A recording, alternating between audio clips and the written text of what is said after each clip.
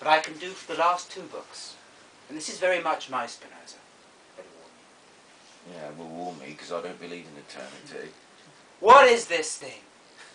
What are we? This thing called man. I mean, when you get past all that noisy blither that thinks because it perceives the world, it owns it, and the pride that goes with it and is a species of madness, what are we? But part of the power of an infinite God. Moreover, a God whose being is utterly unique, for it exists only in us parts, not in the whole. But I've probably lost you, so let me show you what that means. We men, we do not control our thoughts, any less our passions. Rather, they jangle in us when we are in the grip of some other force that makes us think that makes us feel this. But sometimes we'll be so stubborn that we're driven hither and thither and hither until we know not which way to turn.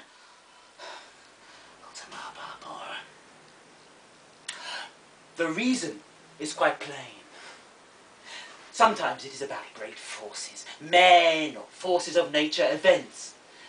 The mind of some great man, as it was the mind of Nero that forced the hand of Seneca, or the thought of the Prince of Orange that stirred up that mob.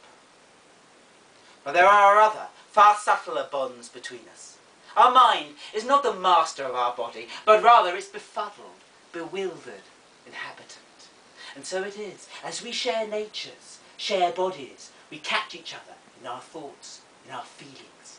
You feel my sorrow in pity, and I feel your joy in envy. And backwards and forwards, forwards and backwards, echo and reflect and echo our feelings, building, changing into a one true love, or a silent longing, or a sudden flashing fury. We men, we're not the master of our thoughts, not that our conscious mind notices or cares over much, any more than that bullet would say anything other than it wanted to fly through my heart as you fire it. Do you not see what follows?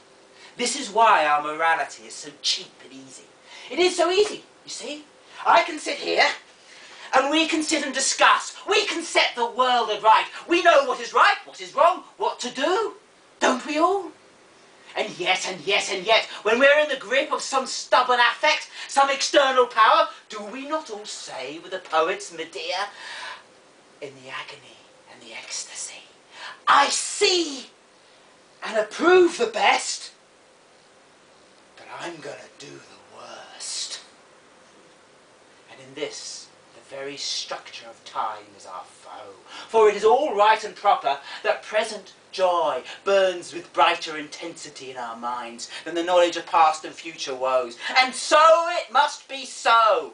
Else, yesterday's delusions become today's towering madness. And yet, the real danger here is not that you cannot be moral. No. It is that you can. You can take your nature and twist yourself into some kind of monster in this life.